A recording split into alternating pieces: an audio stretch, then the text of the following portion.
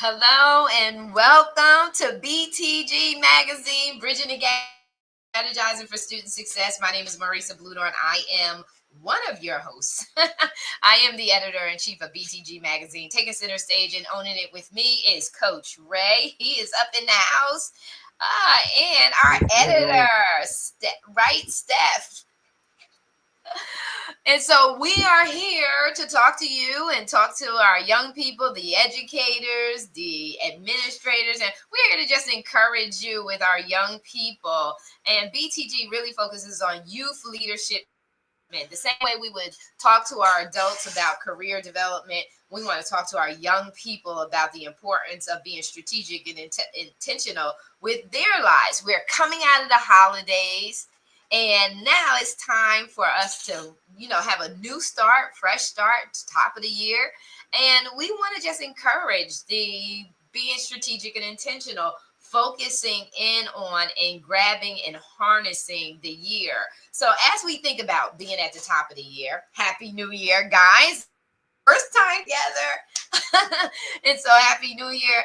So as we begin to start the year off right, what would we tell our young people? I know I did some research. It's about time management, organizing, getting your academics calendar, your extracurricular activities under control, and then tapping in emotionally, seeing where you are mentally and emotionally so that you start the year off right. Coach Ray, you are one who is in the thick of it all. Stephanie on the outskirts, whenever somebody needs us, we come in, we help them, we talk to them. But you are in the thick of it. Talk to us about where our young people should be. Tell the audience a little bit about who you are, what kind of work you do, and how you're directly connected with our young people. Yeah, well, first off, Happy New Year. And my name is Coach Ray. I am the founder of Coach Ray Inspires. What I do with young people is I'm in the building. I'm in the school building. I work in a high school. I coach football. I'm a youth director at a church, uh, board member at YMCA. Like you name it, everything that I do is in the trenches with young people. There's nothing that I do. There's no position that I work in where I'm not working to elevate, guide, mentor young people. So the beautiful thing about it is that my ears to the ground on a daily basis. I have these conversations. I have these meetings with young people where I'm trying to guide them into being better. So for me, one of the things I would say for them now is definitely work on taking inventory on who you're allowing in your life. That is key. Yeah, checking in is so critically important. Yeah. Yeah, checking in and checking who. I always, my one of the things that I say a lot, and sometimes people can look at it like it's a cliche, but if you deeper and instead of you looking at it, because I know a lot of people say a lot of things, Mm-hmm. and I don't do that. When I say something, I'm going in deep about what I'm Right. saying. And so when I talk about being the CEO of your life and making chief executive decisions, is one of these things right here, is that you have to know who's in your boardroom. If you are the CEO, who's in your boardroom? Who are the people have access to you that will influence you, will advise you, who will hold you accountable? You need to think like that. And the sooner we can get that concept into our younger people, the earlier we can get it into them, the sooner that they'll be making very grounded and wise decisions. And it's critically important because who you're around and who you allow to influence you can either make or break your dreams and your futures. So Stephanie, I'm gonna and say, what is your, as a editor, someone who helps people to elevate in their writing, and how they're presented, literally.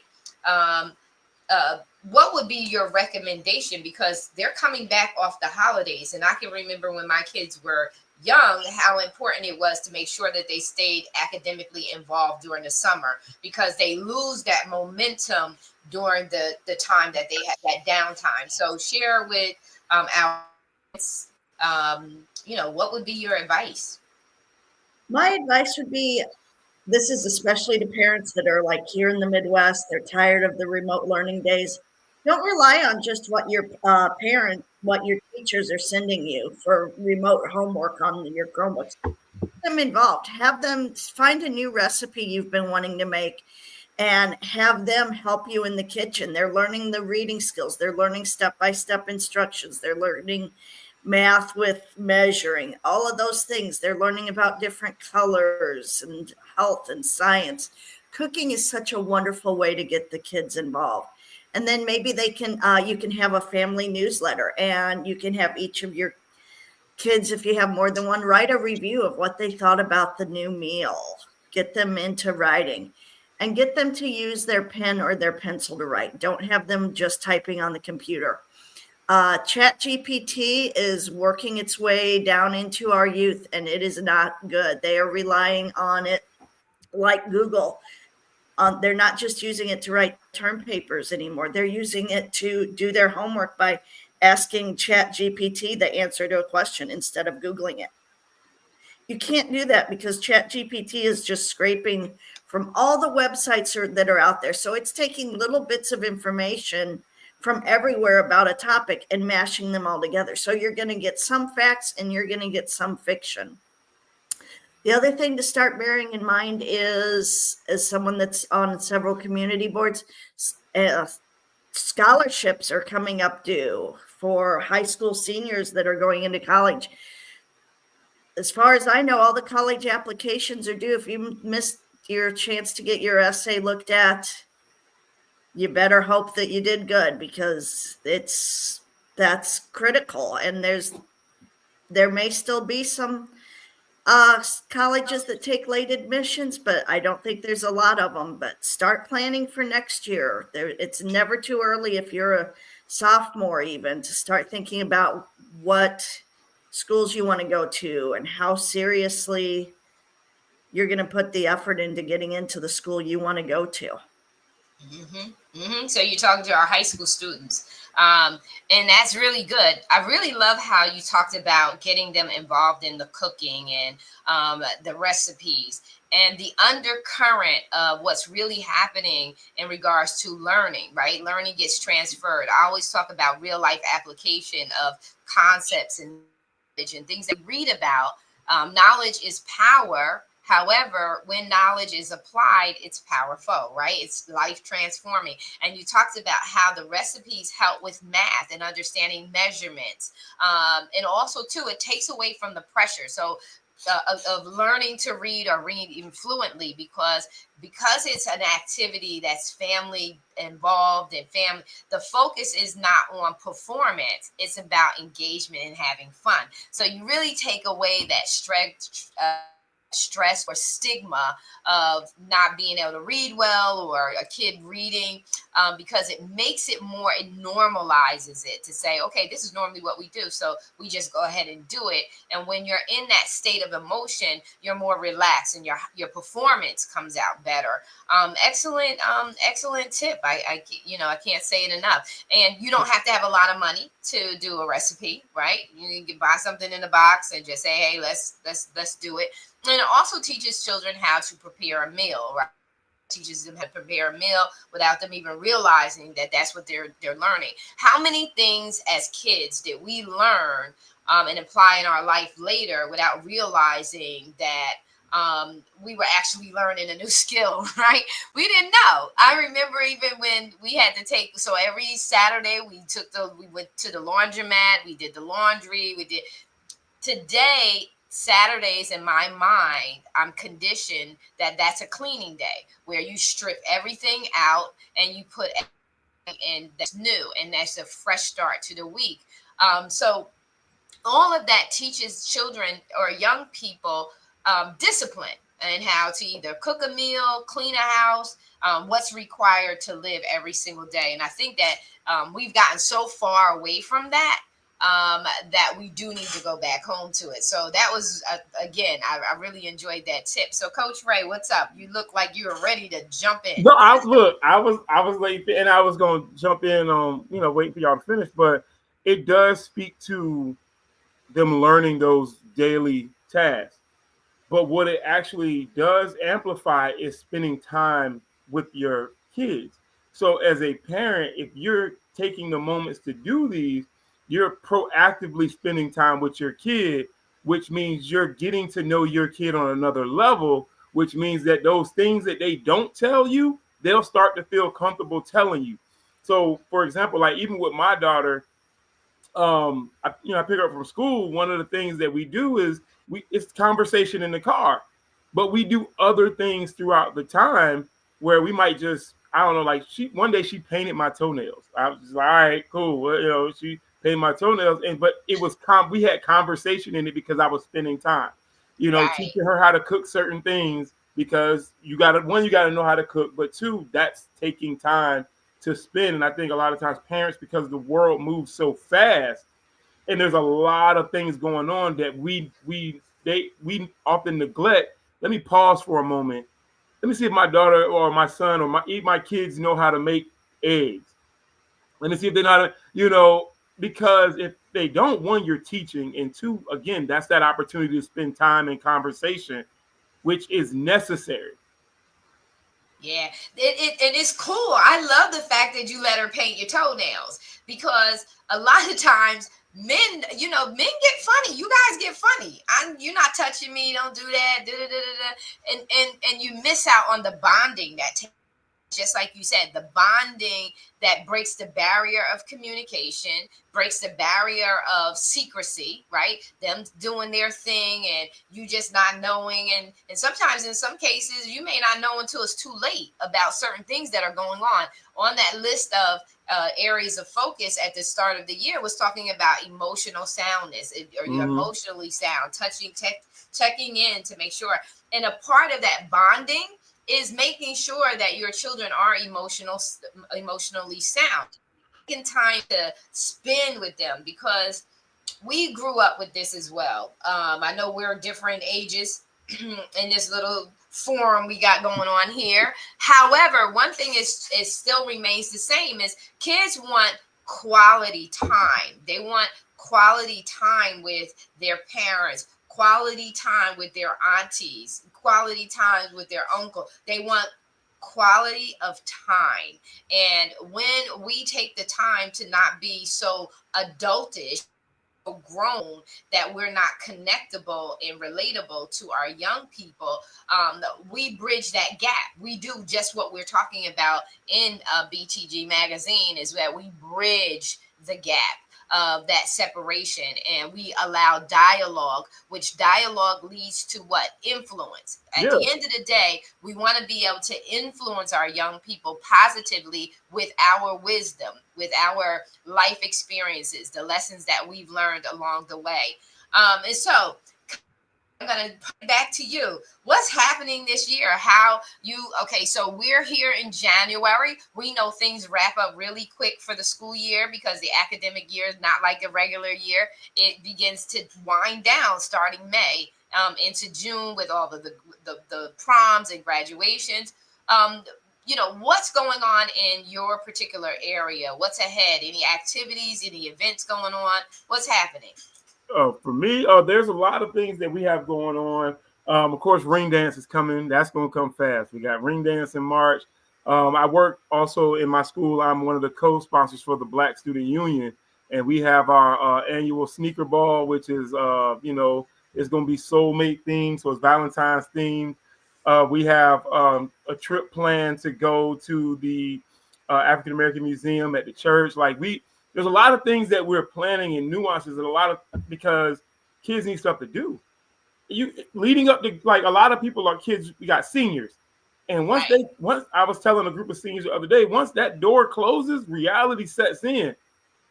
So while you're in high school, enjoy, go to the dances, have fun.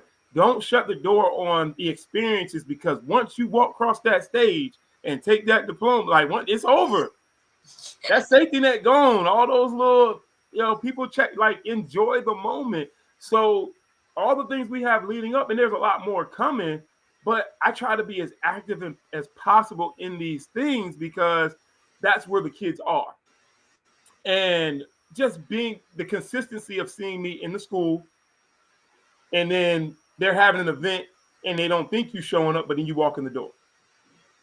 Like, Mhm. that speaks volumes as an adult in their life. So I'm excited to go through this journey with these kids and get them through to their senior year. Because last year, and I'll say this, last year's senior group, like, that was one of them. I've been in school system for over 20 years, and I've worked with kids for over 20 years. But this group, it was one of the most emotional graduations that I've ever been a part of, because these were the kids that came in during COVID. So I was able to watch them from being COVID kids who didn't understand social interaction because they had been out of it for 2 years, and to, like, watching them become great young men, great young women, great students, great people, so, and leaders. And so when they, like the graduation, like, I'm sitting in the crowd and I'm like, is that a tear? Like, what is it? So it's that's the thing about it, being proactive and being a part of the journey Yes. is the important factor. And it's so important to sow that seed, because Mm-hmm. you can't look for kids to show up for you later on if you didn't sow into them. Right. Right. So if you don't sow into them, you are not going to be able to reap from them. And I know that sometimes as adults, we're looking for something out of kids that we did not put into them. Right. So it's a sacrifice. One thing that I wish I had known when I had my children younger is that instead of us as a society in the US looking at our children as a burden, we look at them like everything is financial, is the money, and it's not realizing or not taking advantage of the fact that you have somebody that you can make out to be somebody. That should be the focus, not because they grow up fast.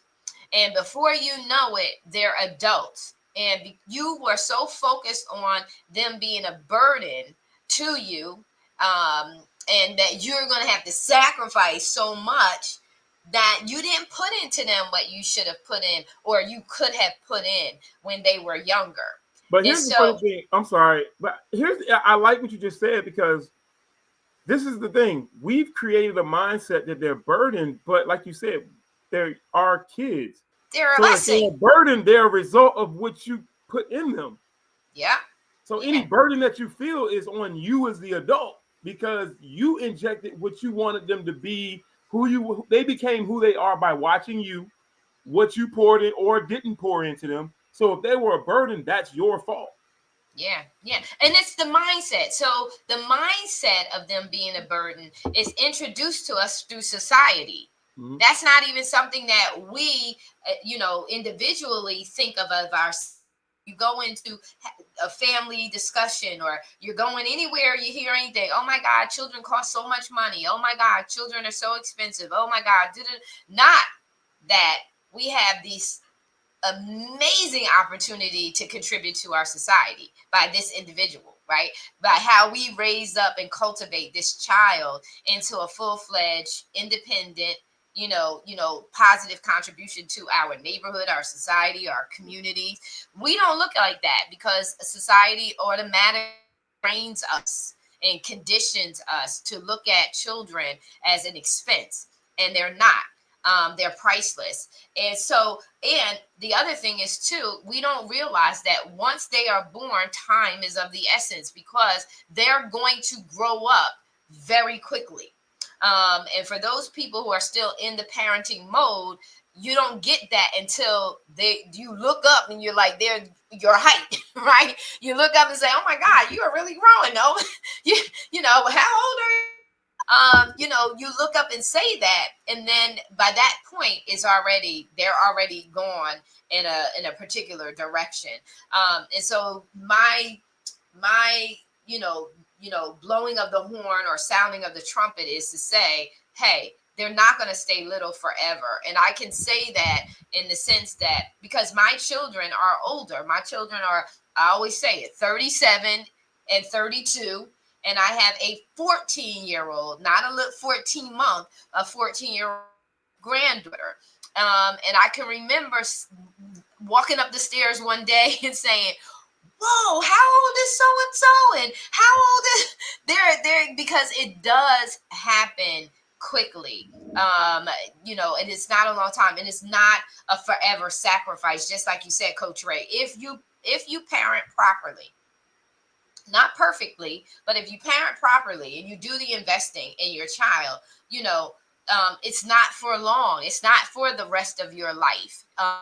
It's for a set time. You're always going to be mom. You're always going to be dad. But it is it does shift. It shifts from their dependency level on you. If you do it right, it shifts their dependency level on you, and it does happen fast. And so, Stephanie, I saw you shaking your head and saying, "Yeah, yeah, yeah." Talk to me about what your thoughts are on this. And again, we're focusing on, hey, grabbing a bull by the horns. This top of the year, and making sure that we felt like we didn't have momentum on, now is the time to kind of gather yourself and grab that momentum now. Mm-hmm. One of the big things that I have coming up is starting Monday. I'm going to be doing a 3-part series with a group of high school seniors that are in a group called CEO, where they're learning how to run businesses. So Monday, I'm going to be talking to them about how to leverage their local newspaper, what they're going to get for free and what they're going to have to pay for, and what value they're going to get out of those activities. Next month, I think I'm talking about how to use social media to get your business across. There's so many different types of media these days. And then I'm also going to be I don't even remember what the third one is.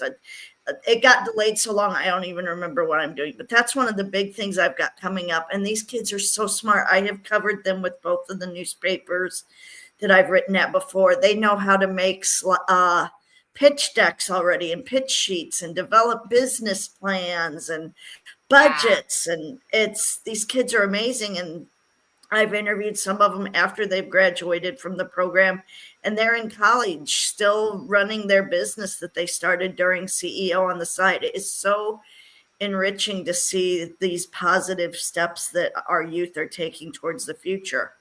And then as soon as I get done doing that, I'm going to be starting to judge scholarship applications for the local Lions Club I'm in. If your kids are not active in the community, if they're not helping, if they're not in the environmental club, in Leo's, or in a scout troop, or doing something where they're out in their community, get them involved. They need to be doing something to give back to their community. The clubs I'm in, I'm 49, and I am one of the youngest member in all the civic organizations I'm in, because youth these days just aren't, they don't see the value of these organizations, of the camaraderie, of bouncing ideas off of each other, of seeing yourself in the newspaper for doing something good, of seeing someone cry because you donated something to them that they need. Yeah. Just get involved.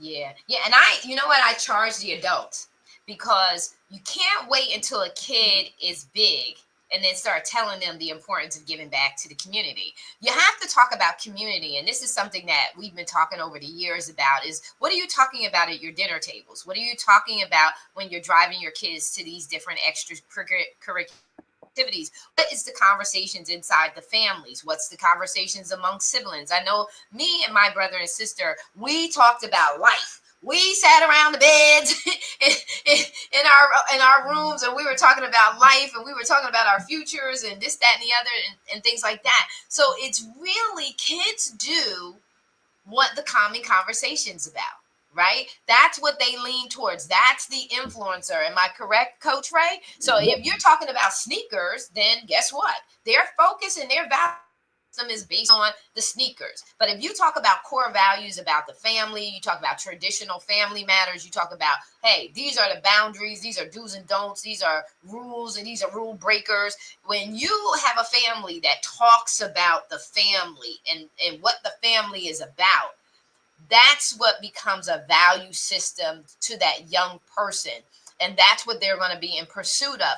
Unless every once in a while you'll have a kid that bucks the system, who bucks the family, who does not believe what the family is saying for whatever reason, and does and tends to go in their own direction. But that is not always the norm. It's what is being valued and taught in the home that becomes the value. So if we are not seeing kids involved in giving back into the community, take a look at what the conversations are about among the adults, and Well, that's where you're going to find their value system. Coach Ray, well, I saw you leaning. a lot of times it's more than the verbal piece. It's, are you leading by example? Because we can easily say what should be done and how it should be done, but if the kids don't see you leading by example, what value is in it is it for you to tell them what to do?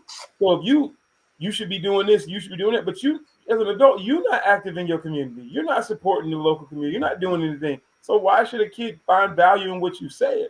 And I Right. think a lot of times when it comes to adults, we do a lot, and adults tend to do a lot of what kids should do, but there's no example for them to follow. So even touching back on what Stephanie said earlier with the cooking and teaching them how to cook and do all those things in the house. Well, if I didn't have that example, how do I know how impactful that is for my kid? Because a lot of Right. parents, and we're talking different different communities see values Yep. different ways. So, for example, like if in my community, like it's not prevalent for that because our parents work a lot. So if my parents work a lot and they just give me access to DoorDash and I buy food or what have you, then we're not going to spend time cooking until it's a holiday. But because I'm so used to not being in the kitchen with my mom or grandma, whomever, or who my father or my uncle, whoever, I'm not gonna go in there and be like, yo, show me how to make the mac and cheese. Because I don't have that example. And I think we oftentimes will say what should be done, but if the example has never been set, well, how do we practically get them in the mindset of this is how you should do it? Like, if I've never seen it, so how do I know that that's going to help my kid? Because I did, my parents didn't do it, and I turned out fine. Right. So that's why I think a lot of times when we discuss things, it's prevalent and important information, but we have to remember the dynamic of every community is not going to look at it the same way because the values are different and the structure is different and the way of life is different because of the things that go on. And that was just my thought. Yeah, so that's exactly what I was saying. So based on the conversation, whatever that conversation, whether it's highly intellectual or Mm, highly hood, whatever it is, that conversation is going to 9 times out of 10 have a higher probability of showing up in how that young person's value system shows up. right. Unless, like I said, something innate in that individual child seems to buck the system, because that happens too. Because in my family, I'm not Mm-hmm. the norm. There's always I'm one. I'm My I'm granddad always abby said there's normal. always So one. so I go this way and my family goes that way. Now there's some things that I do follow, but there's something about something that was inside of me that drove me to say, no, this is the course I must take. Mm, So I say this to say too, I get it. I understand that part in which you say, if I did not have but some things I did not have exposure to. But there's something about life experiences, and sometimes you get exposure to something that will cause you to begin to think in a different way and start saying, mm-hmm. well, hey, I did not see that model to me, but I really like that. So I'm going to take that and I'm going to start applying that in my life. Whether it had a significant impact on how I turned out or didn't turn out doesn't matter. I like it. So I'm going to take it and I'm going to run with it. And now I'm going to build my own experience. I'm build my own journey that does not necessarily look like my family's, but it does. And that's where BTG was really birthed out of from me. From me, it was birthed out of the fact that maybe we may see our family show up and do certain things, but a young person does not have to be stuck there. They can make their own decisions. They can say, I don't like that path. I'm going to go down this path. And this is going to be the journey, but they got to own it. And that's where own it comes from. You just got to own it. And that CEO mindset is that mindset that says, I'm going to now take control of my destiny. And I don't like what I see, or I do like what I see. I'm going to take this piece. I'm going to take that piece, but just opening up their mind. I like what one of the great thinkers thought. I don't remember whether it was Socrates or Plato or whatever. It said, question the teacher, question the system, question, and they, question those things.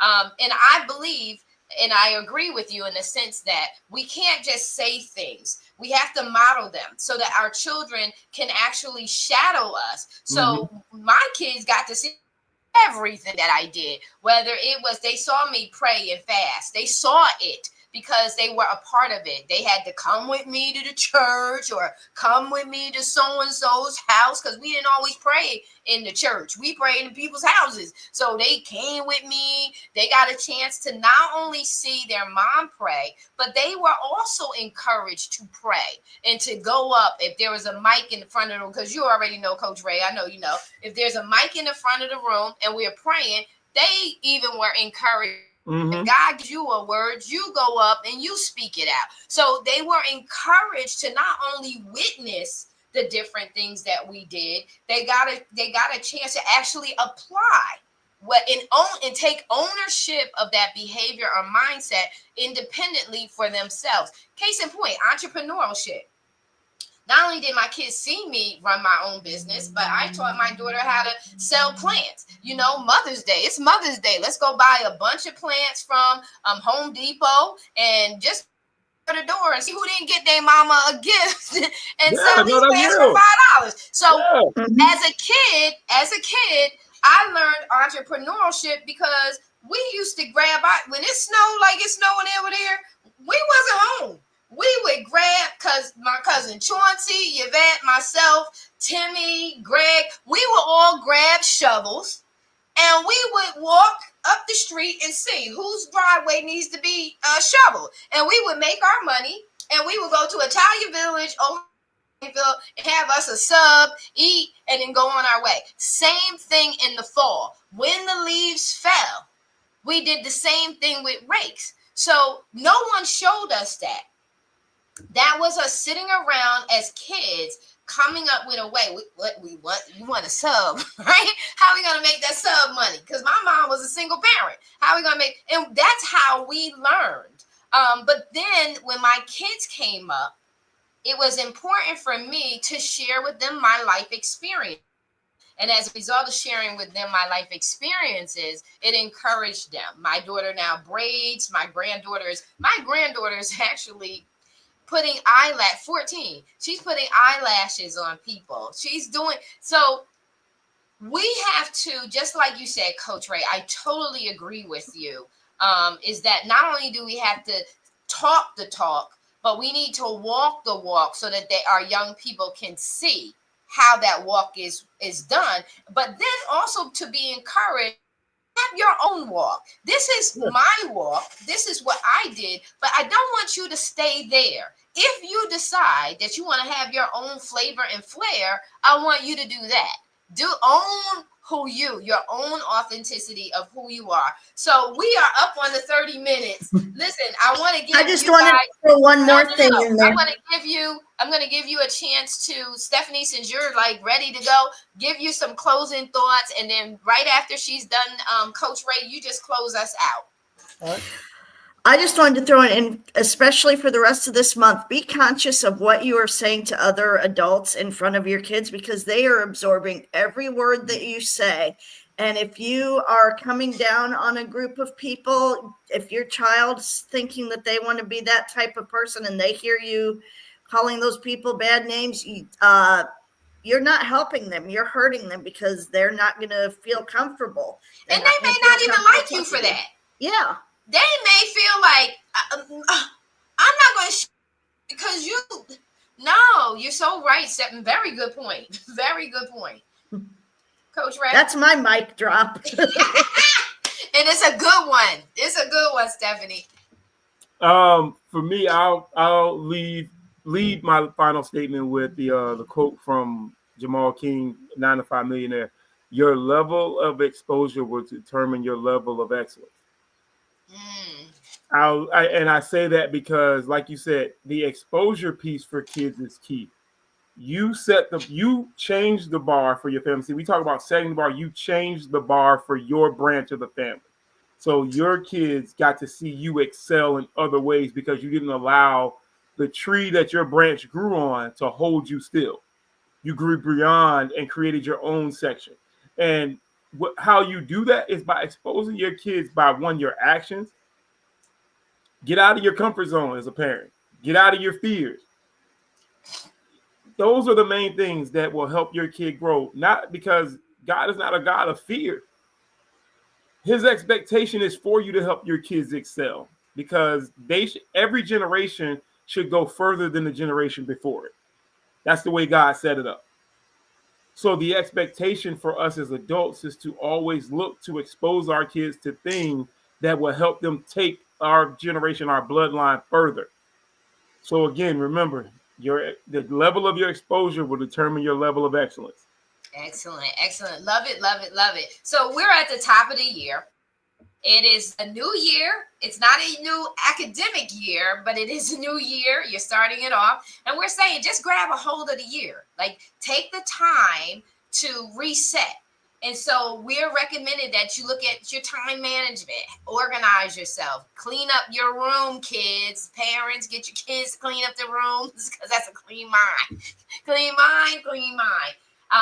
Re-engaging with your academics. Stephanie talked about if there's any surveys or any scholarships that you're looking for. Hey, look at the deadline. See if there's still opportunity. Don't give up. Just get busy.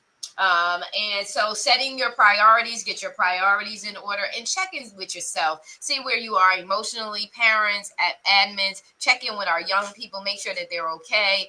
And that's basically, so here we are. Happy New Year.